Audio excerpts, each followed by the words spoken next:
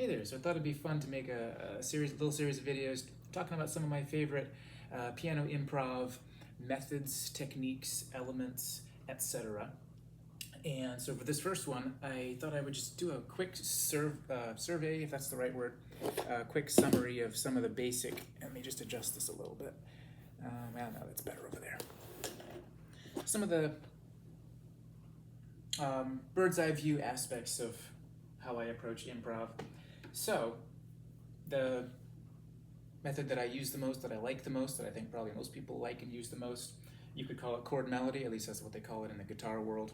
Basically, it just means that one hand on the piano, one hand takes the chord, so let's say A minor chord, that's an arpeggio or a broken chord. You could do it as a block chord of any kind. One hand's doing that, the other hand is doing something else interesting. And then, of course, you change the chord. And that's when things get interesting. So you got the singer, and then you've got the accompaniment. And, of course, you don't have to be, usually it's the left hand, because when things are lower, higher notes you hear.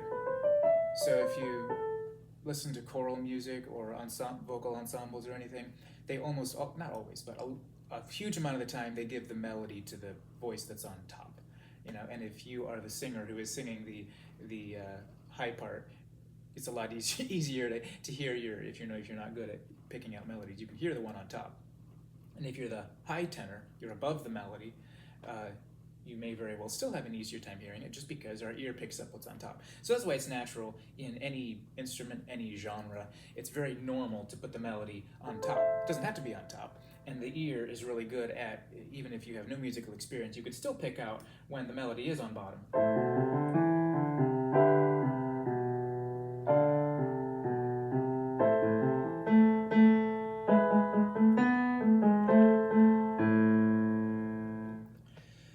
So that's a separate skill. Now, if you teach yourself to play this in the left hand and do interesting things, with some amount of technique in the right hand, if you teach yourself to do that and then you try to play a melody in the left hand, it doesn't work because your hand hasn't learned how to do it. It's kind of like in drumming, how you need to learn how to do your right hand things with your left hand and vice versa.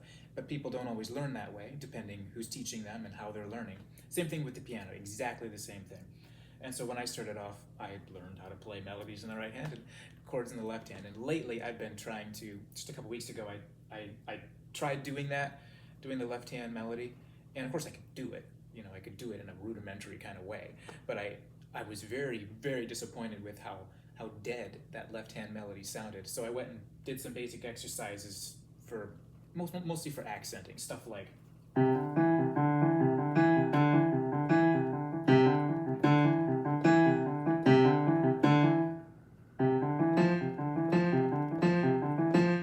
that, because I felt I really need to learn how to make the left hand sing, and I'm sure I'm not satisfied with it, but just the fact that I could do that demonstration a minute ago makes me feel relatively satisfied that the work I did paid off to some degree.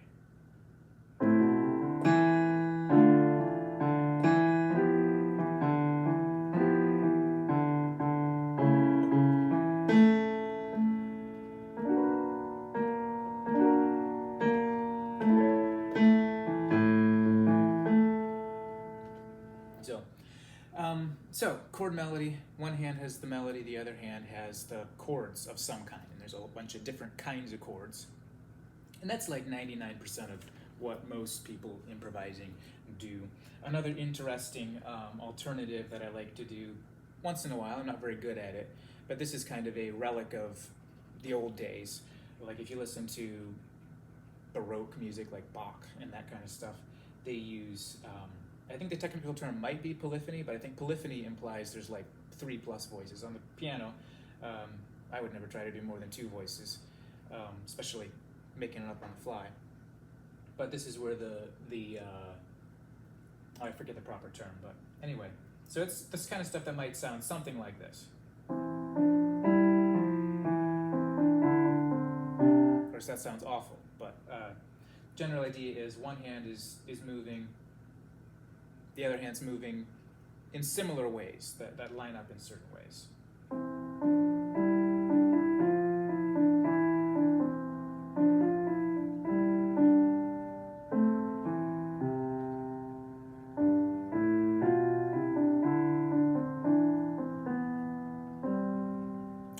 And that sounded pretty awful too, but at least you get the idea of the goal and the stylistic difference, and that's not something I do as much, something I play around with once in a while. It produces its own kind of, when you do it well, that sounded awful, but when you do it well, it just produces its own kind of unique, kind of calming, methodical, almost like a mathematical sound, because it's a very, very locked in time, and it's also got its own unique approach to harmony, because there are no chords.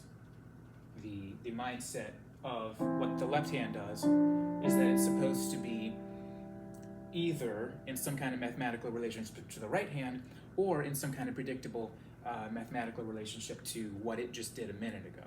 And there's a whole bunch of rules, and I forget what, I think it's the rules of counterpoint? I think that's what they're called, which I've heard summaries of them on music theory podcasts.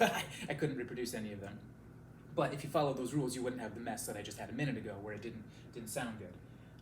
But things like, the left hand, or it's not the left hand necessarily, but the accompanying part is not supposed to make major jumps one after another. It's stuff like that.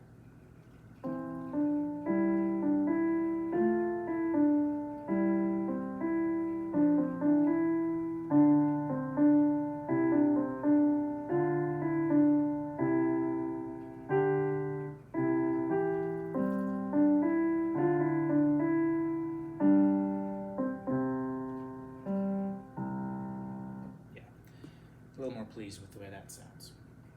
So that's another approach. You've got chord melody, and you've got the counterpoint-ish kind of stuff. You could think of that as, easygoing wannabe polyphony, or whatever you want to call it. And then, other than that, I mean, you can also have chord-based stuff where there is no melody. Where you're literally just forgetting the melody, and you're playing chords with both hands. And this would be the kind of thing you could add with, let's say, singing or another instrument.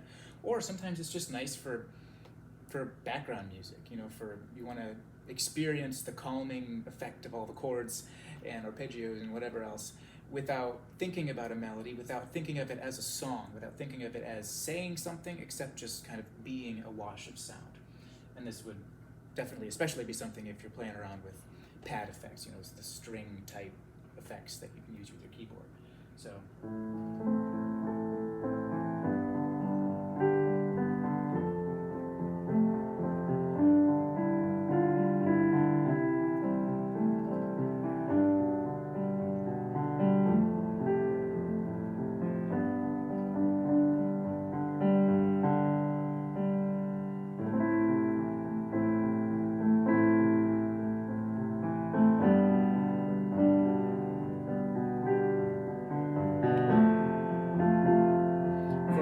when you do that with the piano, you're going to have some rhythmic qualities, because as I'm trying to demonstrate, I realize that there is kind of a melodic, it's more, you wouldn't use the word melodic, but it is speaking in a way, because what's speaking is the rhythmic element.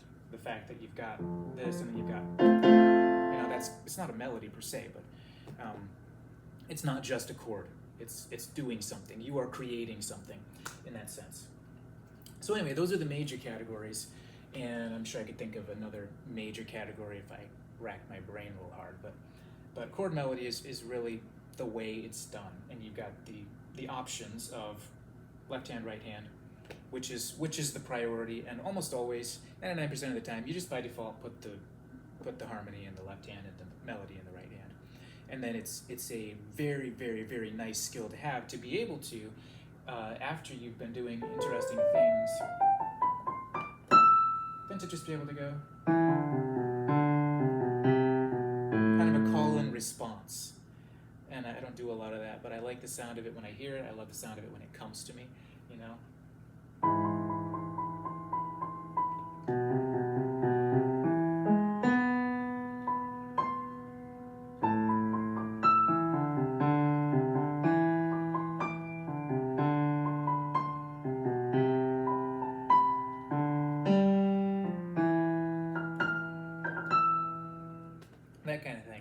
is fun to do. So within the larger box of chord melody, you've got a lot of elements that you use, because obviously if you sit somebody down on the piano who's been playing around with, you know, the grade 1 sight reading book, and you tell them, all right, chord melody, go to it, not a lot's going to come out. You'd probably get something a little bit like, you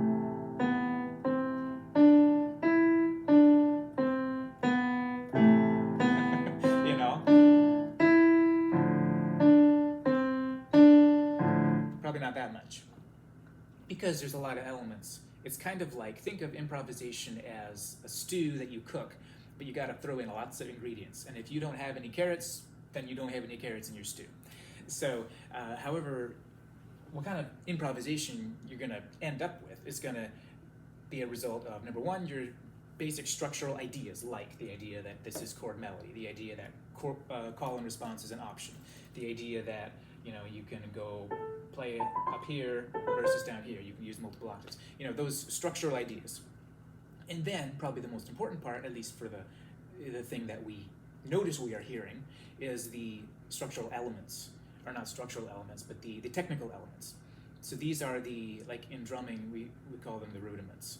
Things like your single stroke roll, your paradiddle, you know, and in piano, you could really divide the most important, call them rudiments or whatever you would call them, your elements, your improvising elements. You could divide them into two main categories, which would be your harmony and your melody skills.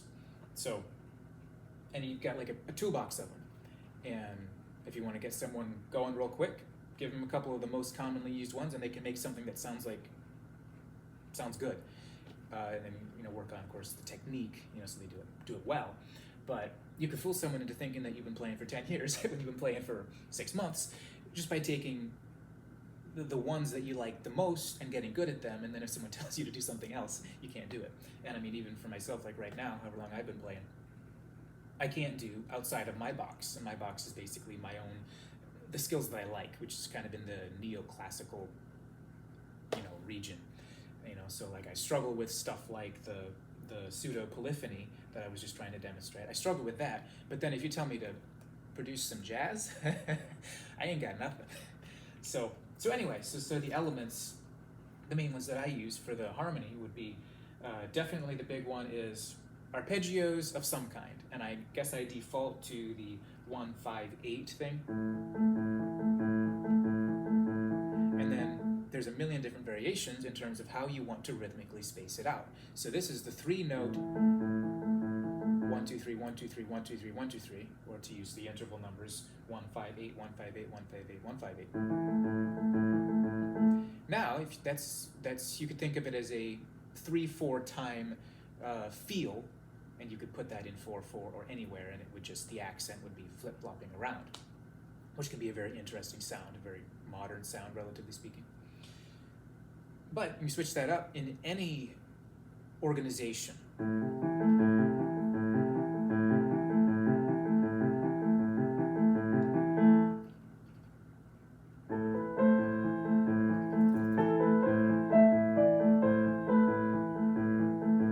Let's do the 4 version.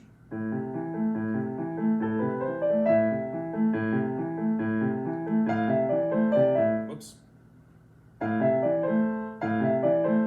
I guess I don't use this one as much.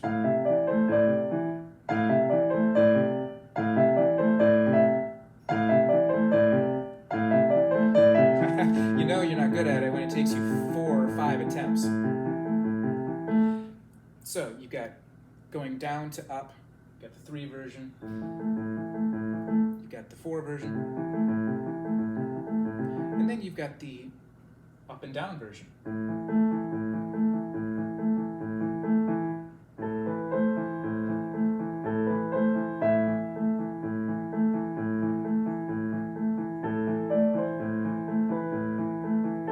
And then you've got the 4 up and down.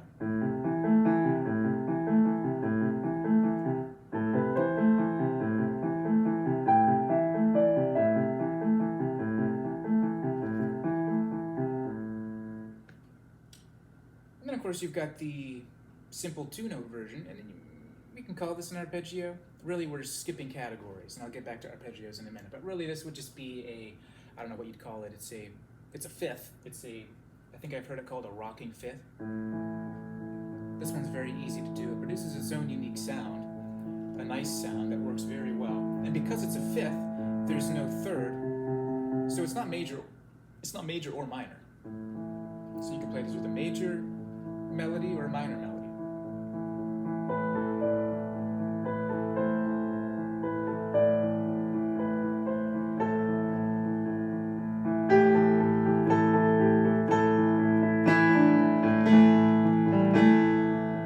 Now let's bring in a major melody.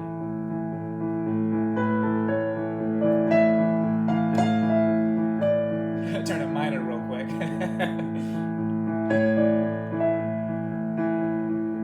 See what that F sharp does.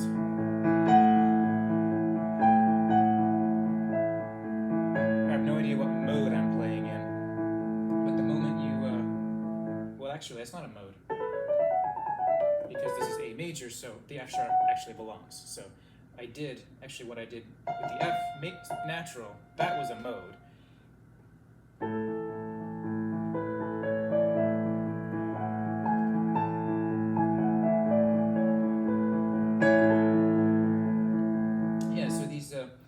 The rocking fifths sound really good, and it's very simple. That's one of the things, like if you're just starting out, that's one of the easiest things to just pick up. Now, depending on how many other things you do with your muscle memory, it might take something to get the muscle memory for that down, if your hands and fingers aren't used to doing that kind of thing. But it's definitely a lot easier than trying to, right out of the gate, start doing stuff like, you know? Most people's fingers don't do that. But doing this, maybe you can, maybe you can't, as a beginner right out of the gate. And then with arpeggios, you've got there's a whole different domain. So I'm kind of demonstrating more or less a metronomic, beat for beat kind of thing here, where we've got something that's repeating constantly. So if we think like a drum kit where somebody's keeping time on the hi-hat, every beat we have something. So that's what's going on with every one of these that I've demonstrated. 1, 2, 3, 4, 1, 2, 3, 4, 1, 2, 3, 4, 1, 2, 3, 4, 1, 2, 3, 4, 1, 2, 3, 4, 1, 2, 3, 4, 1, 2, 3, 4, 1, 2, 3, 4. And so that's part of the style. This would be something that stays in time. And you might do it what's called rubato, where you're speeding up and slowing down as you feel it. You might do that, but the person listening can still hear that there is a pulse and it is consistent even though it's changing. So rubato, out of time, would mean that the pulse is going, changing, and slowing, versus in time, like rock music or like early Baroque music, which is in time, meaning that it doesn't change. It's perfectly consistent. You could play it with a metronome. So the difference between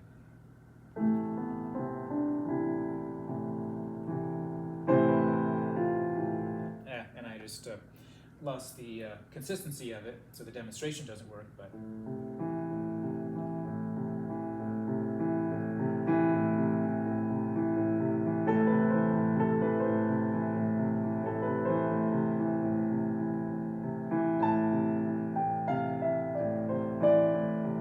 is changing, and that affects the emotional expression. It also affects the feel that you get listening to it. So a lot of easy listening music is rubato, because when there's a little bit of that, now I demonstrated a lot of it, and that would be a little distracting if it's background music. But if there's a little bit of it, it produces kind of that relaxing kind of ebb and flow kind of feel, versus a more strict sound, which is going to make you feel a lot more like we're on task, we're doing something, we're going somewhere.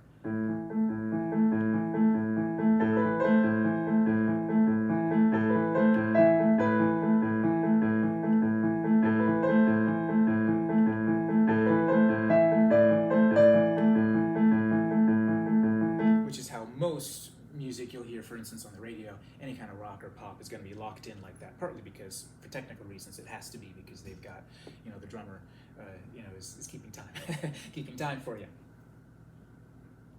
So we had the arpeggios. Oh yes, I was about to demonstrate the kind of more the easy listening approach to arpeggios. So this is when you might have something a little more like this.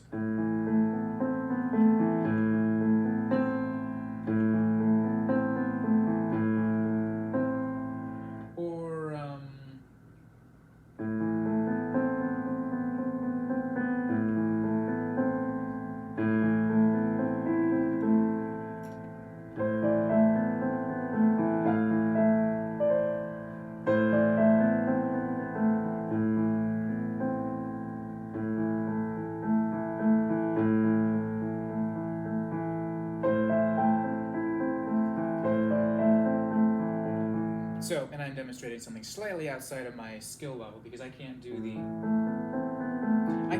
that without thinking about it. I can't do a melody while doing that. But what I do tend to do, like I might once in a while, if the melody stops, then I might do that fuller one. Or more often what I do is I just default to, or possibly something like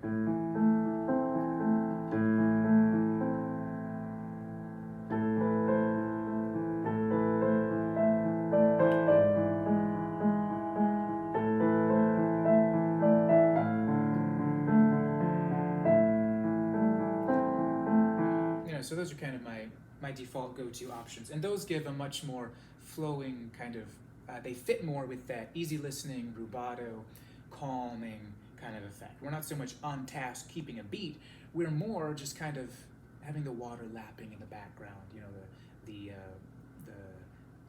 water on the sides of the dock, that kind of vibe there.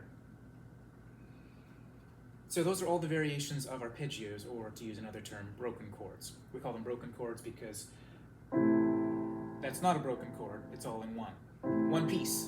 It's a broken chord the moment it breaks up. Anything where they're not connected, that's a broken chord. And so an arpeggio is the most common form, probably the most common form of broken chord, which to some degree you're going up to down, or down to up, or down and up, or something like that. The other left-hand technique that's pretty common would just be the block chord, the alternative. And that's going to be a little more rhythmic in a sense, because you're doing it on some particular beat. You're doing it on the upbeat, or the downbeat, or the 1 or the 3, or whatever. So you could think of that as kind of similar to what a drummer's going to be providing. I mean, I suppose, just in the sense, I guess I just mean that in the sense that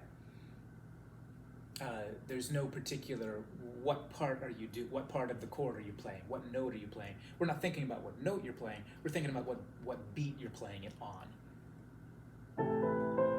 So you could have, for example, here's 2 different feels using block chords.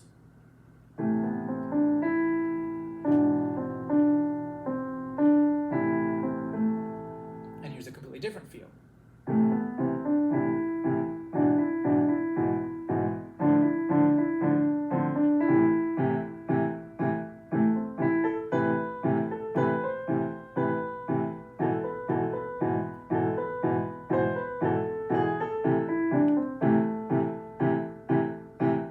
And then change it up even more, the pedal, whether or not you use the pedal is going to make a massive difference too.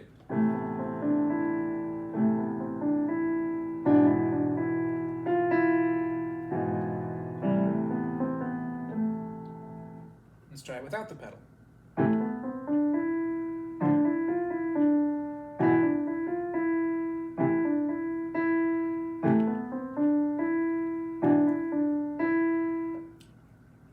Do that more quarter note version, or whatever it was.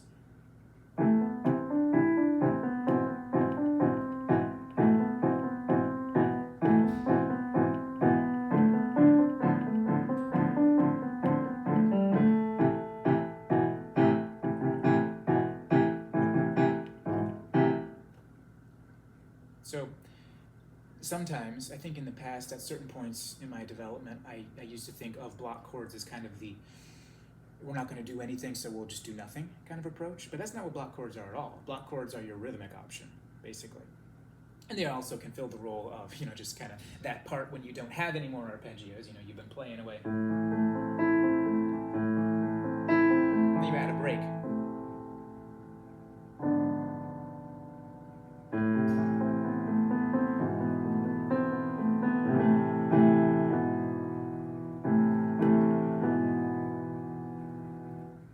So you can use them like that, or they can be a central important part of your song because they are the rhythm of the song. So you've got your arpeggio elements.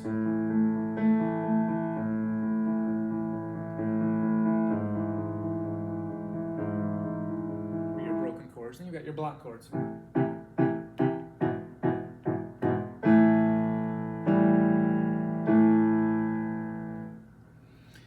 You can also use melodic elements in the left hand.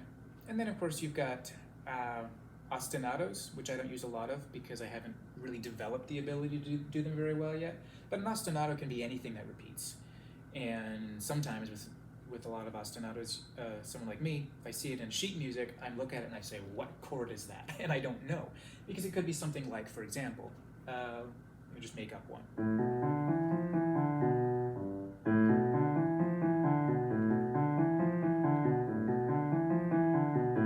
I'm just stringing together a bunch of notes, because really, there's all kinds of ostinatos.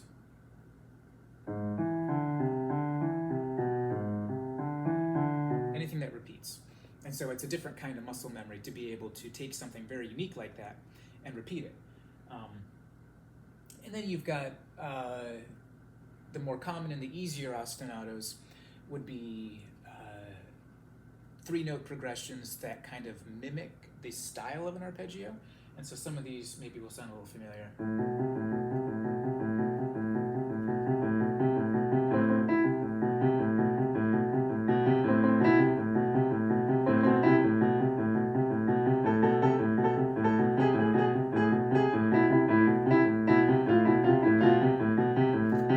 That kind of thing. And then you can break it up a little bit.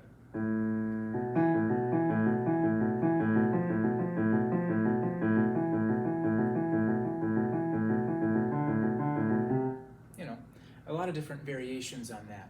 So whereas ostinatos, generally speaking, they can be sky's the limit, but there's some of these more predictable ones where you could have a progression of, and then it's a lot easier to get your muscles to actually learn how to do it, because if your fingers know how to do that, then it's not that much harder to get different fingers to do this. Then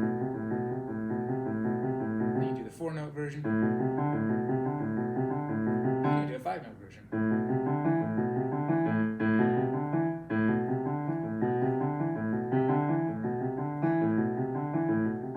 If you would use that for anything, but so you've got your what else have we got here? I think I pretty much covered it.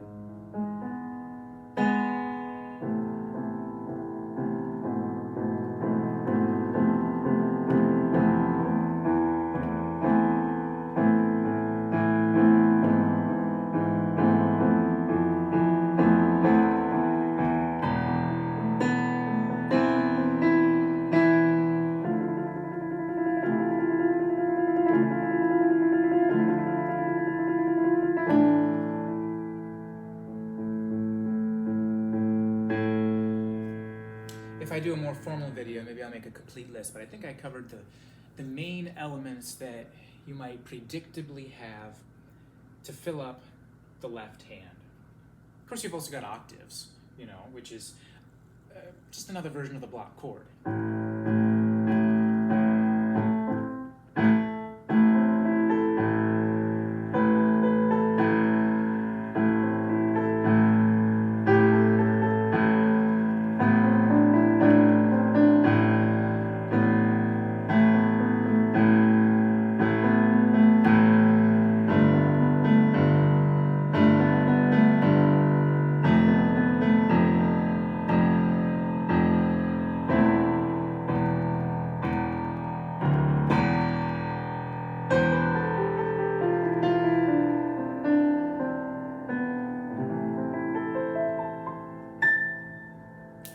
octaves can make a very cool and epic sound.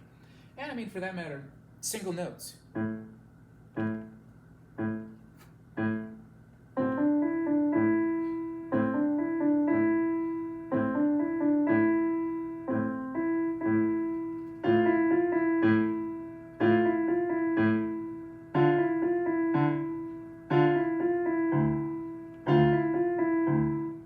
So there's the concept, which I'm kind of demonstrating here a bunch without particularly meaning to, the concept of pedal tone, which is basically generally, most of the time, you're going to be using a chord progression of some kind. So once I talk about the harmony management and then the melody management, then the other topic is going to be managing chords and the actual sounds you use.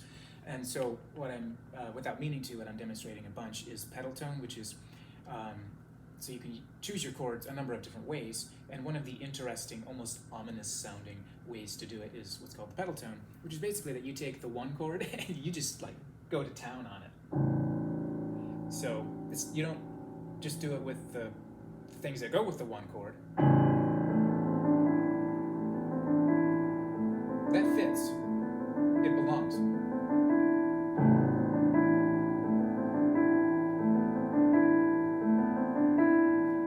Let me add a part of the melody that would get a different chord, but I'm not going to change the chord.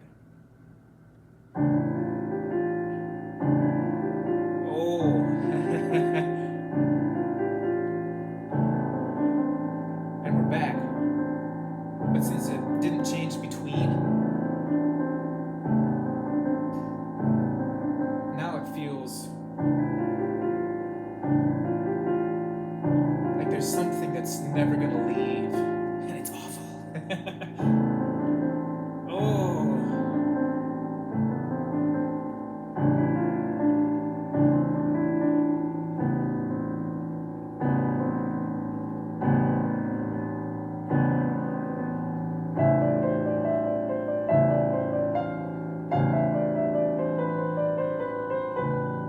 So that's a pedal tone, and there's a lot of different ways it can happen. So then I'm doing it in the most ominous kind of way, because I'm doing it literally as low as you can get it on the keyboard, and it's minor. But same kind of thing can happen in a lot of different contexts. So.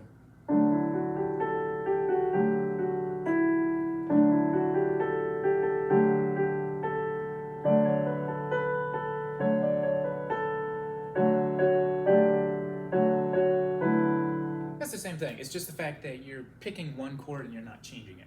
That's also another technique, kind of like the rocking chords. It's one of those things that a beginner can do, and it sounds really awesome. So it doesn't take a lot of skill, which is pretty cool. But anyway, once I finish talking about the left hand and the right hand, then I'll talk about different approaches to chord progression, which is another element of improvisation. So let's talk about the right hand. So when you start off improvising, one aspect to improvisation is just playing, just kind of feeling it out, figuring it out. So if somebody sits down and they're like,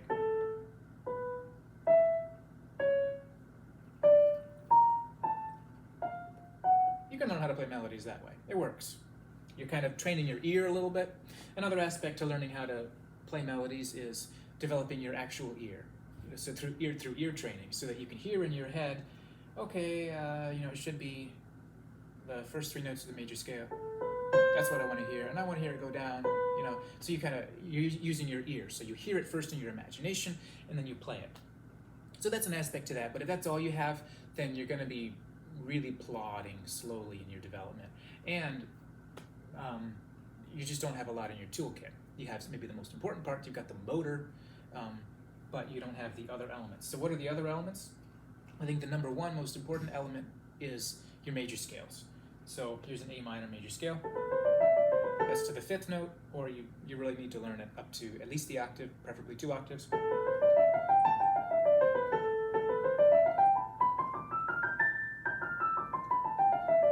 I didn't use the proper fingering for that, but.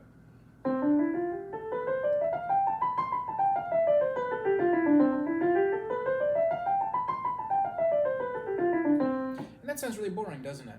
But those are the key ingredients. Basically what you're learning when you learn a scale, you're learning, number one, you're learning how to play a sequence, which sometimes is part of a song. That fits in a song. This fits in a song too.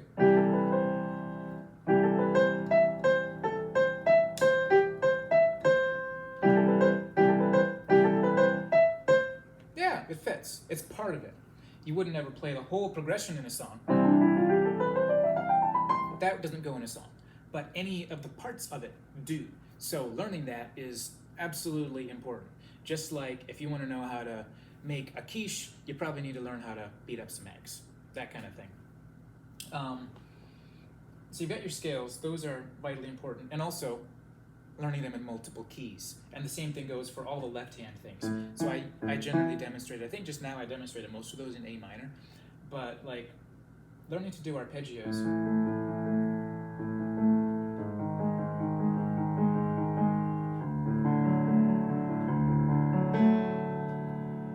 Learning to do the various keys is very important.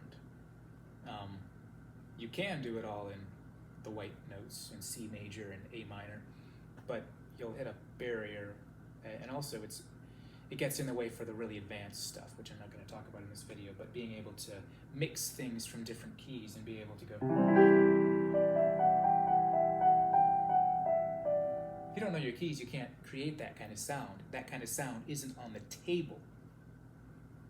But once you know your keys, you can begin to mix the keys, and that's where modes come in, and that's where you get things that sound like discovery, things that sound like exploration and the unknown coming into your music.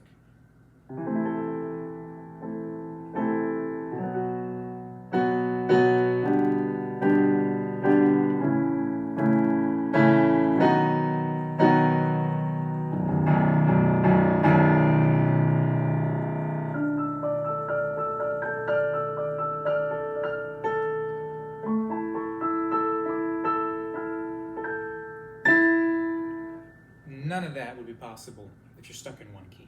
None of it. And part of the reason I'm so emphatic about that is because I was stuck in, for the longest time, all I could play in was C major, A minor, and C minor.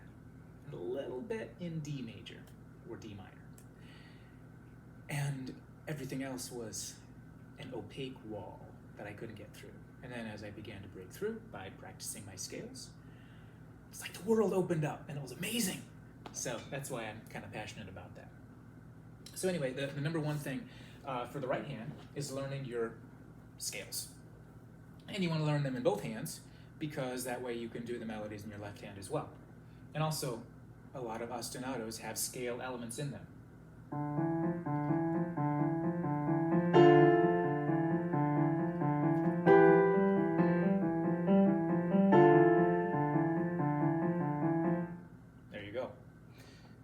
Ostinato slash riff. I think we just call those a riff these days.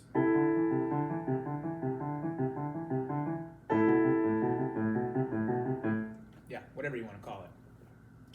And then on top of your scales, there's other elements to building blocks of interesting ornamental melodies. And this is where you're going to kind of be dipping into what genre you want to play in. So obviously, if you want to play blues, you're going to need to learn your blues scale.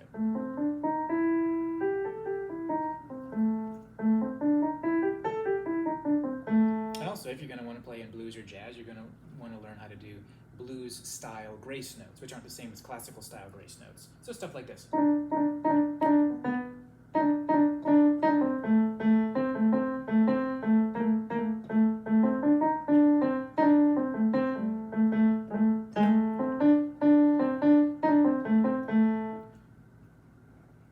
Blues-style grace note is one where you use one finger. A classical-style grace note is one where you use two fingers. And of course, sometimes you have to do that in any style, just because it's not a black to a white, so obviously you're going up. You got to use two fingers. But in classical style, a grace note is more two fingers.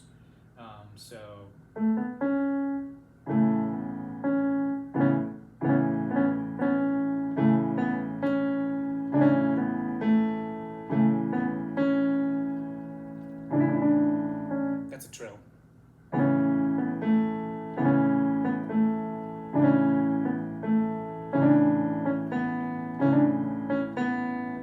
grace notes are a part of music, and then I'd say that kind of grace note, it's really specific to either the jazzy, bluesy kind of thing, which is its own approach to it, or to the really classical sounding stuff, for the most part. Like, if you're doing like accompaniments for pop and rock, I don't think you're going to have a lot of grace notes, except fitting into either version of that. Trills, definitely something you have to, and I can only do it with certain fingers. Those fingers don't do it very well. You don't use those very often. But really, for making interesting melodies, your scales, and then as well, practicing partial scales is something I've done a fair bit.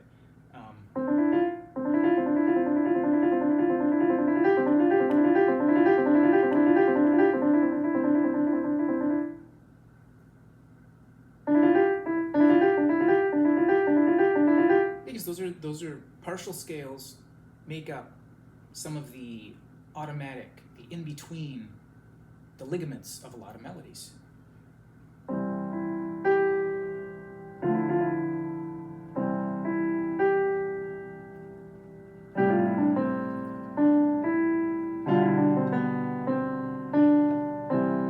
So the more you can practice all the different versions of possible partial scales, that's going to be a lot more practically useful than if you only practice starting on C and ending in G, starting on C and ending on the high C.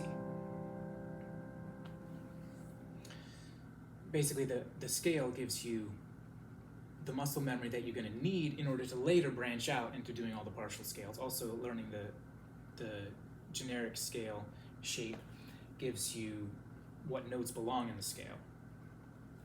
But, so you got those. You also want to learn your other things like the arpeggios, because something I figured out a couple years ago, it never occurred to me, that arpeggios are part of interesting melodies. Well, that was a seventh, not an arpeggio, but...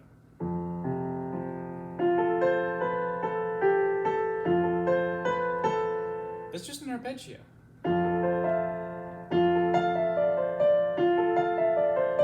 So practicing your arpeggios in the right hand is very important as well. But usually what I'll start with is you do your scales, and then you do, this is something I was first introduced to through guitar. I was doing thirds going up and down. And then I'm not sure exactly how the fingering will work, because I haven't seen this in a piano book, but...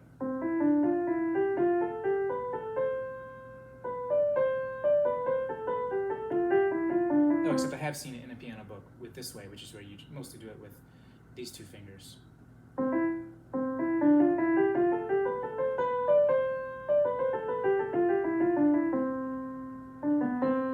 And the main thing is that you're getting in your mind, you're getting ingrained in your mind that this is the kind of thing that can happen. And they fit really well into a lot of melodies.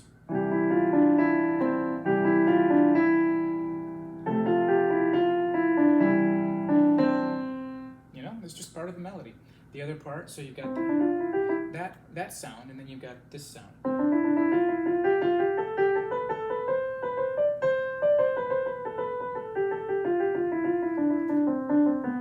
Which also fits well into melodies.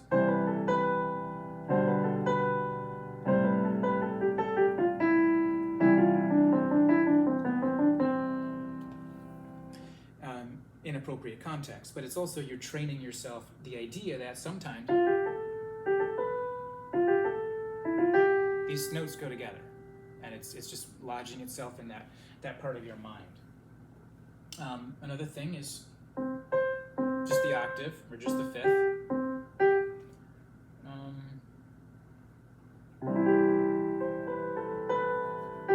Another aspect as well is that certain patterns, the more you play, like actual play, as opposed to practicing, there are certain patterns that you're probably going to get more ingrained just because you use them a lot. So for myself, it's things like...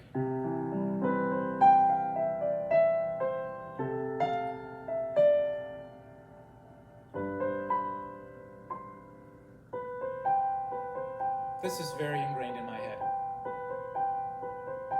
Also, ascending to sevenths.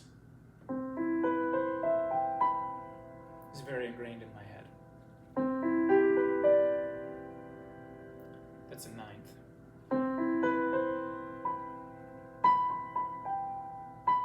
That's very ingrained in my head. 7, 8, 5.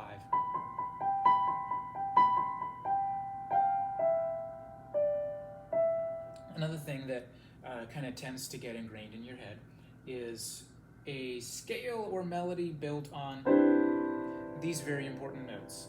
The 1, 2, 3, 5, 7, 8.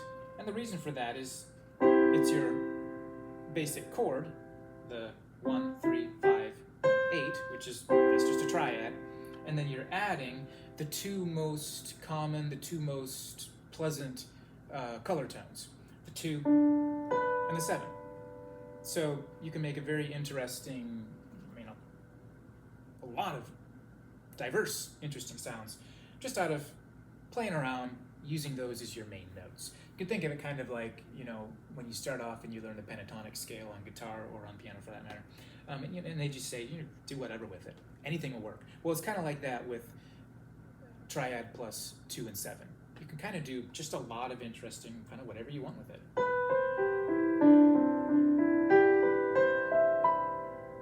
Land on the 7 and it sounds amazing. Let's see what happens if you land on the 2. It sounds incomplete.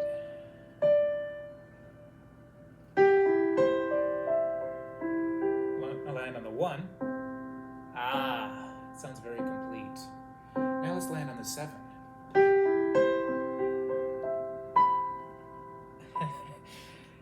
Yeah, that's interesting.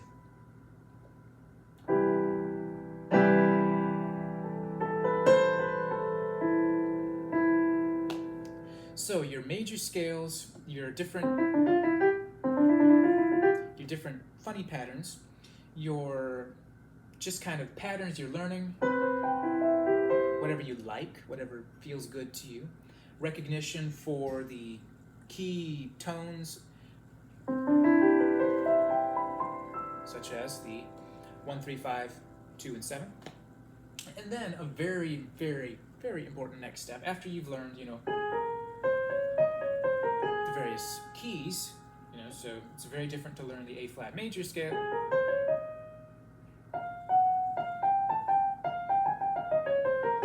Than to learn the C major scale. And whichever one you've learned the most, you'll play better. But then there's the different kinds of scales, which are going to produce very, very, very different sounds, and they'll go with your chords very differently. So there's a very big difference between the major scale and the minor scale. Oh, yes.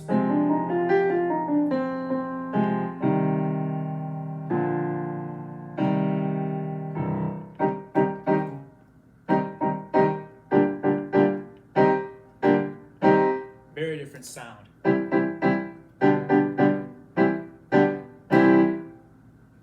And then you do all the same exercise.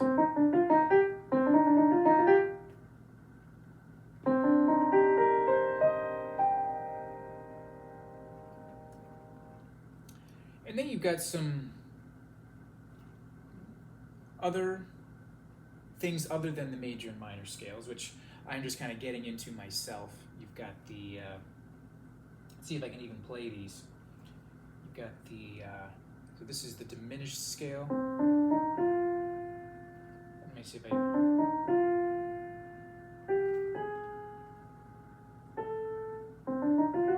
There we go. I haven't done a lot with this yet. I'm just kind of trying to get it under my fingers first.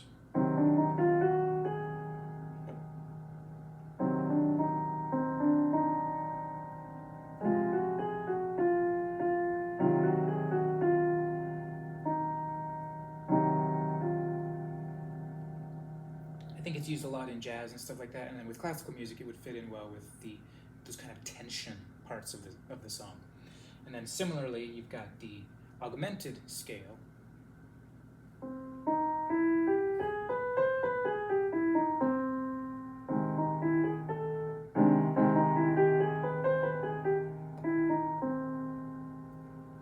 think I'm doing that right.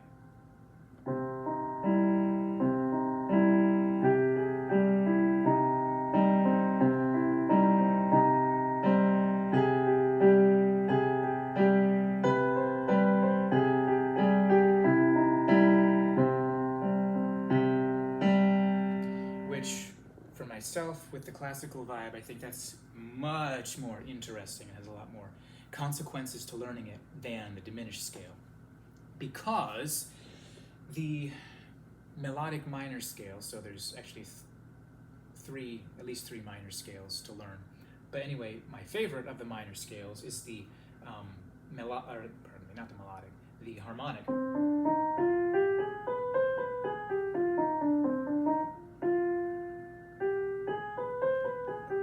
And what makes the melodic minor sound so unique in melodies is this upper portion. Whoops. Particularly this jump right here. That large jump. It just produces that kind of, interesting sound. But what's interesting with the augmented scale is the augmented scale is basically a scale made up out of that sound.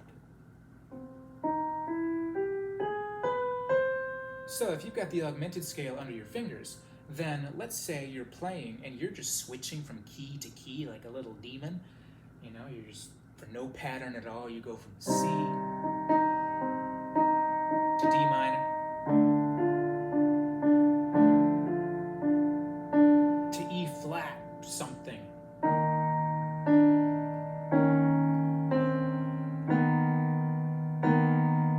Back to C minor. To that D minor. To that E flat minor. And then you want to put in a little bit of something like a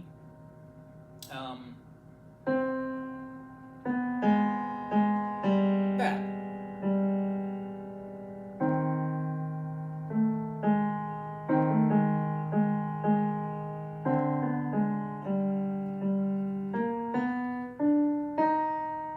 So it's just a very interesting thing to be able to add, and that's one thing that I want to get more into my fingers and into my head so that I can do that. And lately, in the last year or so, I haven't even used that kind of,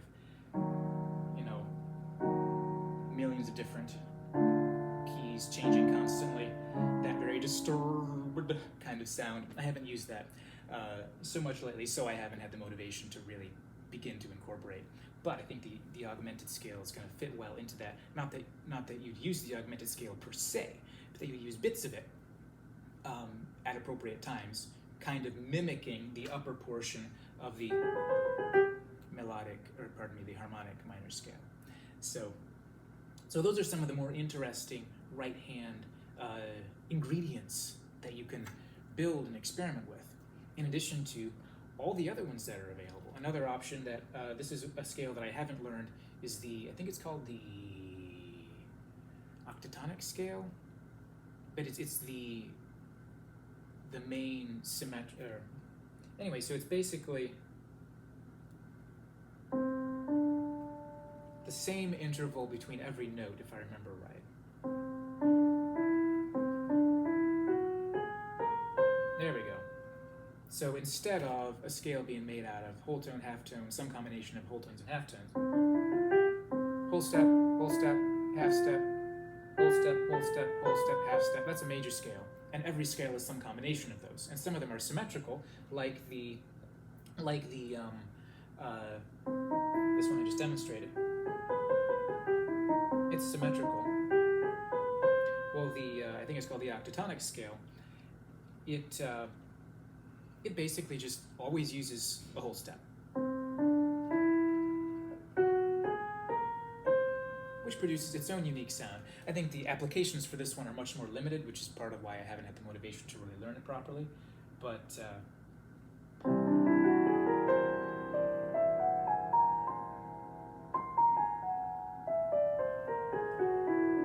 obviously it produces a very particular sound that has very particular uses.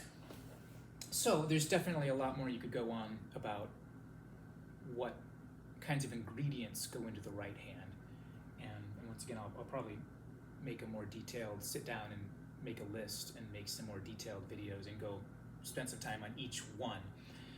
But this one I'm just trying to do the overview, and I'm looking at my timer, and I've been shooting my mouth off for 55 minutes and 30 seconds at this point. 32 seconds, 33. So this video, I wasn't planning on making this long, but I guess sometimes I just start talking and I can't stop. So anyway, I'm gonna do some basic ingredients for the left hand, some basic ingredients for the right hand. Now, and then I was gonna talk about ways to approach choice of chords, and then also I'm just pops in my head, really, even when I'll be thinking as well about approaches to rhythm and to timing and stuff like that, which I already mentioned part of it, the distinction between rubato and being in time, the difference between out of time and in time. But anyway, first off, chords. How do you pick what chord to play? Because that's going to make also a massive difference in the sound that you produce. Consider the difference between these two pieces of improvisation.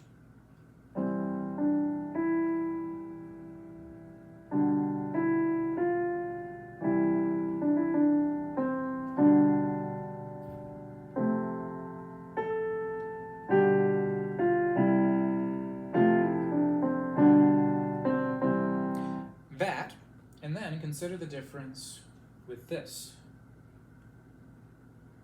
How shall I start this?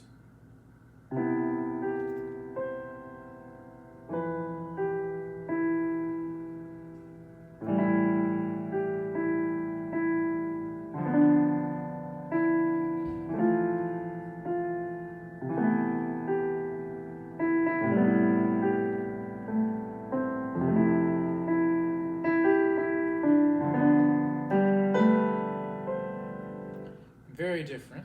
And then let's consider, let me do a third option. Let me see if I can do this. I'm not even sure if I can do this on the fly, but.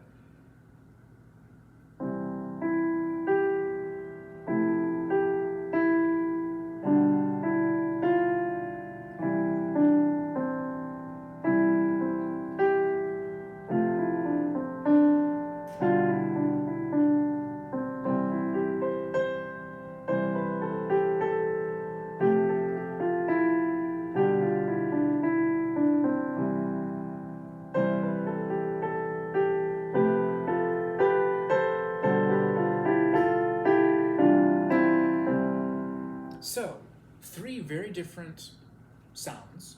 The melodies, I think I was basically playing the same kind of melody in each case, but it's all just about what chords you use, when and why.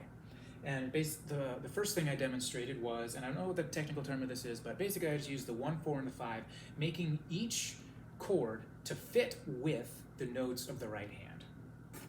So if you play an E belongs to the 1 chord, which is C major, because C, E, and G are in the chord. So if you play an E, then you're going to be playing, you're going to be playing a C major chord. And preferably leave out the E, because you don't want to double notes, particularly if you're going for an easy listening kind of style. You don't want to double notes because it makes it sound just kind of a little too much going on.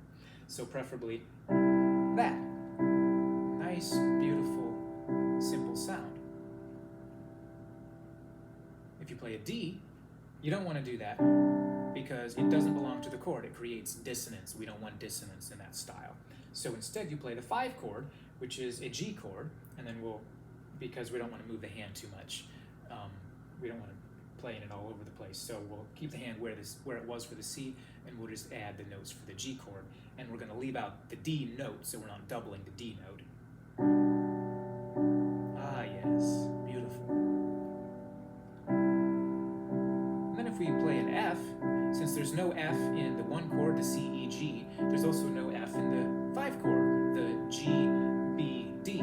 So instead we play the 4 chord, because your 4 options are the 1, the 4, and the 5 in that style of music. And those are your main options. You can venture into other things at certain points.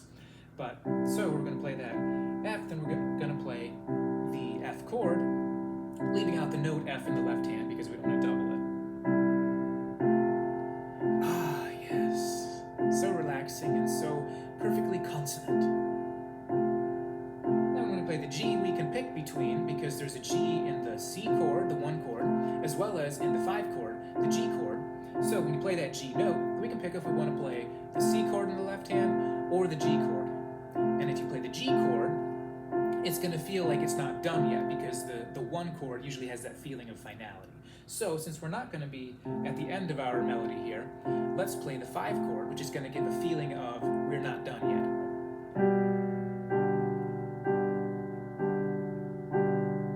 And And now, just because this melody's gone on long enough, let's finish it by turning that 5 chord, the G chord, into the 1 chord, which gives that feeling of finality. Ah, yes, things are done.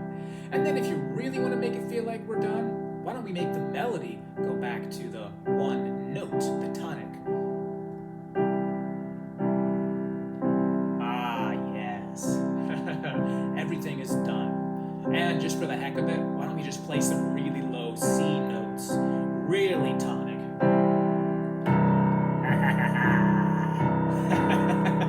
Okay, so that's one approach to picking your chords. You just find what key you're in. We're in the key of C. And then you play the chord of either the 1, 4, or the 5, and it's going to be the chord that goes with the melody note.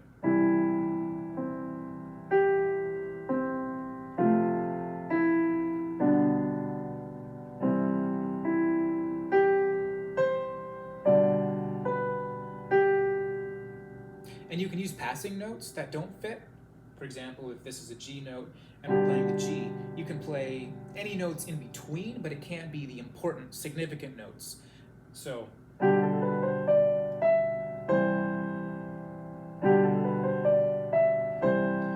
in that scale there, that little scale portion, I played a G and I played an A. Oh, oh. And I played a B and I played a C. Ah. And I played a D. Yeah. But they all sound good together because they're not the accented note.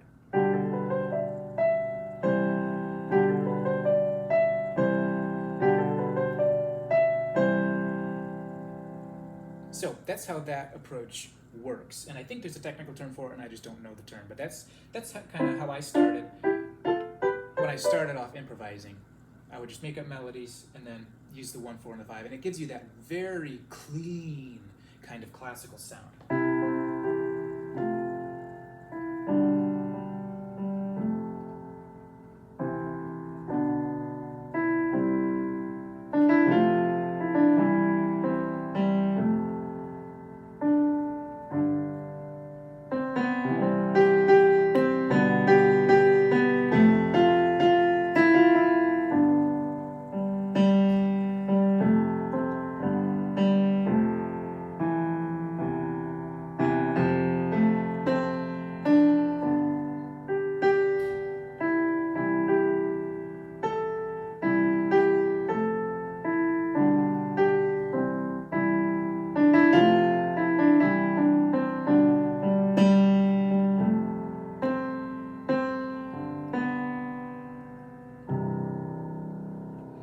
The second approach I demonstrated was a modified version of the same thing, except we are interested, number one, we're interested in playing 7 chords and other variations of basic chords. So a 7 chord just means that you add the 7th tone. Here's a C7. Ooh. Here's an F7. It's technically a form of dissonance, at least according to the older classical sensibility.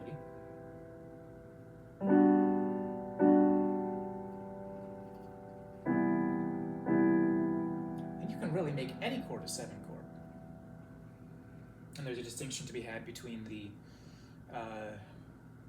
and I forget the proper term for it, but there's the 7 that is 1/2, the 7th tone is 1/2 step below the tonic of the 2nd octave, and then there's the one that's 2/2 steps below. And in a typical key, some will be the one and some will be the other. So like the 5th, the 5 chord will usually be, the 7th tone will be 2/2 steps below, and that is going to affect some of the, at least from the classical sensibility, is going to affect part of the process if you're switching from key to key.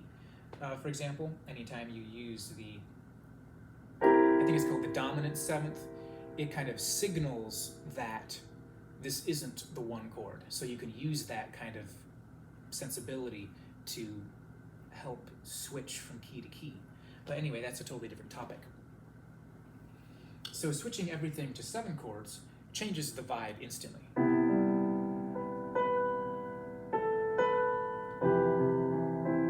And then another thing you part that kind of just takes experience and time, is that you'll also learn which kinds of tonalities you can just put in the right hand to make it even more non-traditional than a 7.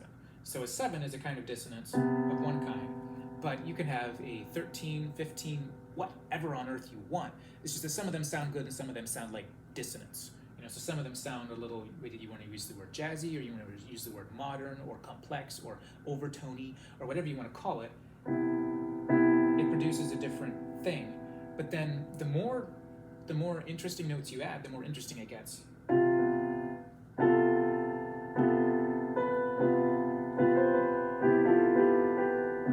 And it's just kind of something that you kind of learn to predict that, for example, whether this will sound good or not is kind of like, I don't like it so much.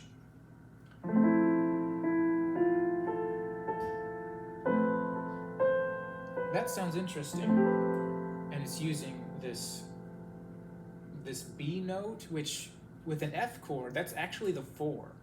And traditionally speaking, the 4 is the, what's it called?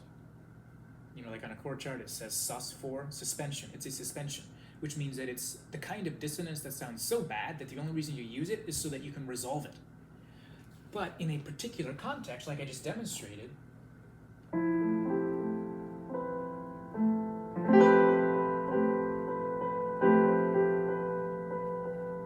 that's a sus4 technically, but it's not a suspension.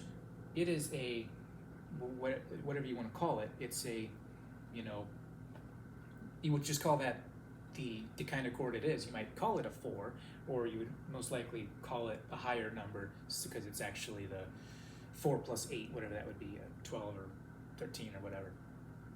But it's not like the standard sound of.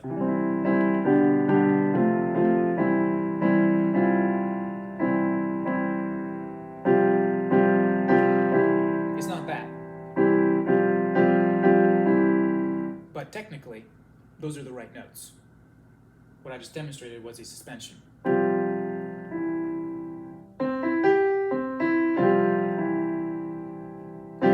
Suspension, resolution. But this other thing I just demonstrated,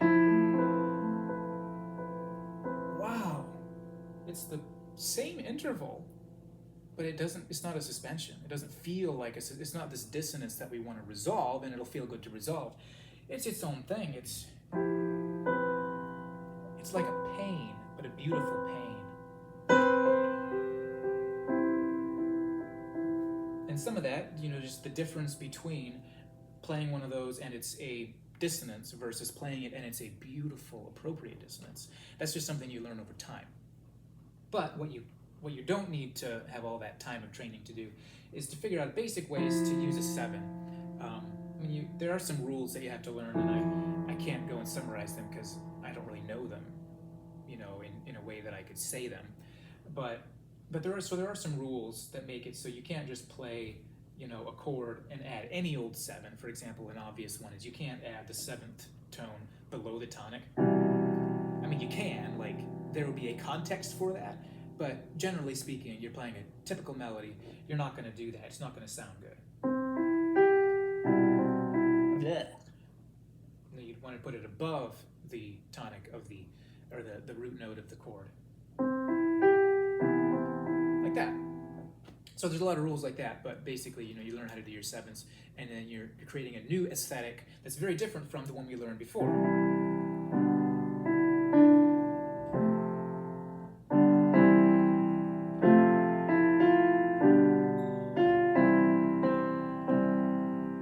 Different one now.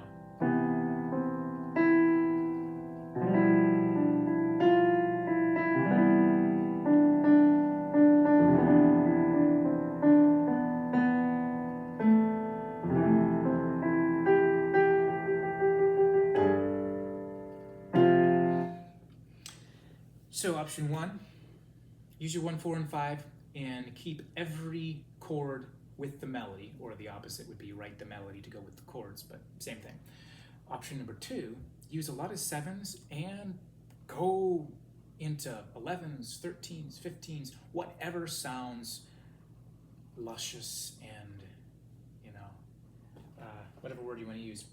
Oh yes, and I forgot to say as well, chord substitutions also go in here. So not only are you using 7s to go with your melody note, but you're also picking, at will, you can pick chords that don't go with the melody note, except in some kind of logic related to 7s or things like that. So for example, the E note would go with the C, and you say, well, we want to make it this new aesthetic, so why don't we make it a C7? Great, yes, that's amazing, but why don't we actually make it so it's not the C chord at all, but it's the F chord, because this E note is actually the 7th of F. So we can, instead of playing a C7, we could actually play an F, and it doesn't even have to be an F7 because the melody note is going to make it a 7. Ah, yes.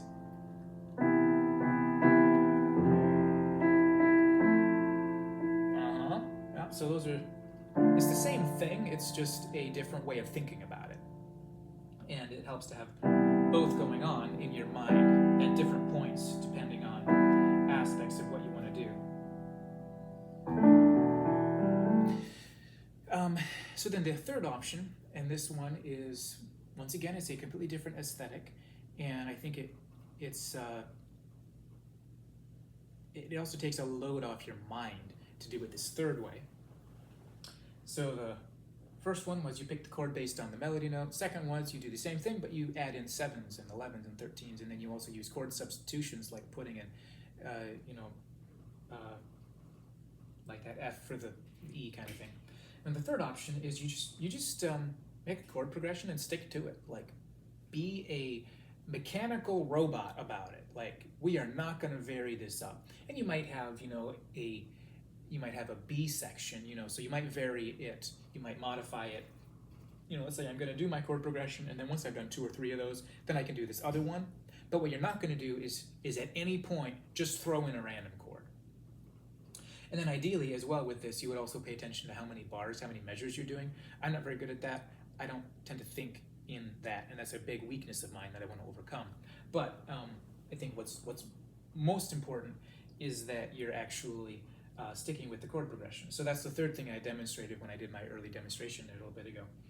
And what the interesting thing with this is, so ideally, if you want to go with that more classical, more early classical aesthetic, then you're going to make up a melody that fits with those chords. So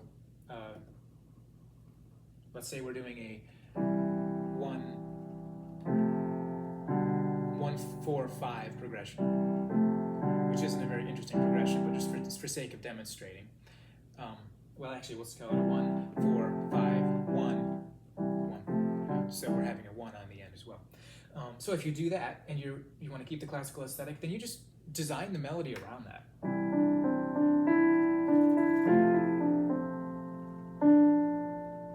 And there's a mistake. I can't put that there because it's not time yet. Of course, you could just you could just skip ahead rhythmically, but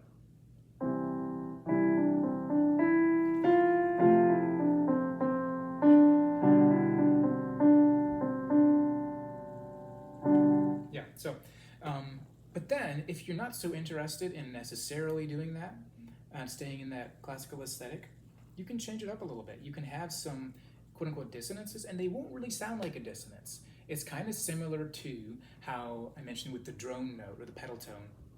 You can...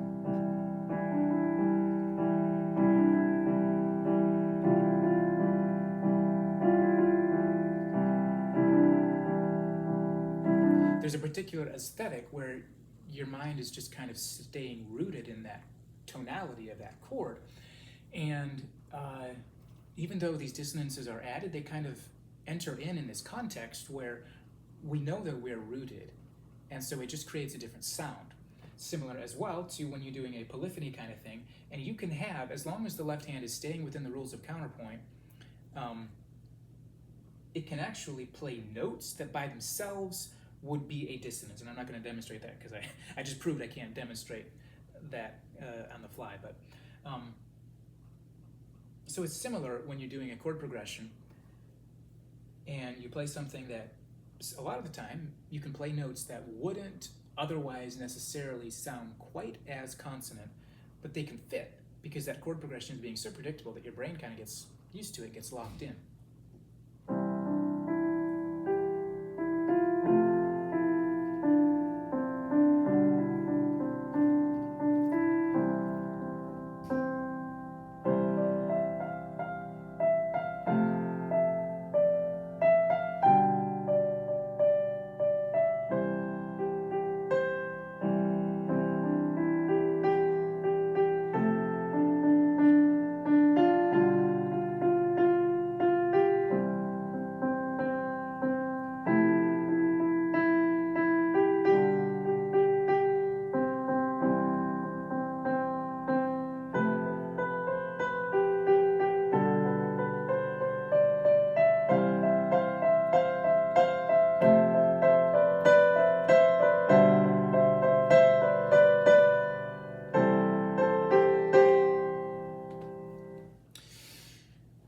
And then the final category, and I'll just go real fast because I'm way longer of a video than I expected. Maybe I'll cut this in pieces, I don't know. But time, rhythm and time. So like anybody knows who does anything with sheet music, your basic options are either 4/4, which means that you got 4 beats in the measure, 1, 2, 3, 4, 1, 2, 3, 4, 1, 2, 1, 2, 1, 2, 3, 4, 1, 2, 1, 1, 2, 3, 4, 1, 2, 3, 4, 1, 2, 3, 4, 1, 2, 3, 4, 1, 2, 3, 4, 1, 2, 3, 4, 1, 2, 3, 4, 1, 2, 3, 4, 1, 2, 3, 4. So you can use eighth notes, which means that you go 1, 2, 1, 2. You know, you've got 2 notes within a beat.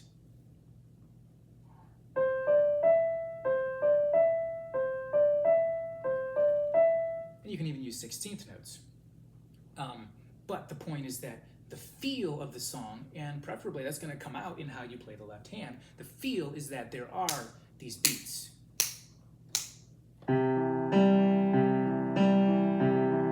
Such as by accenting them like that.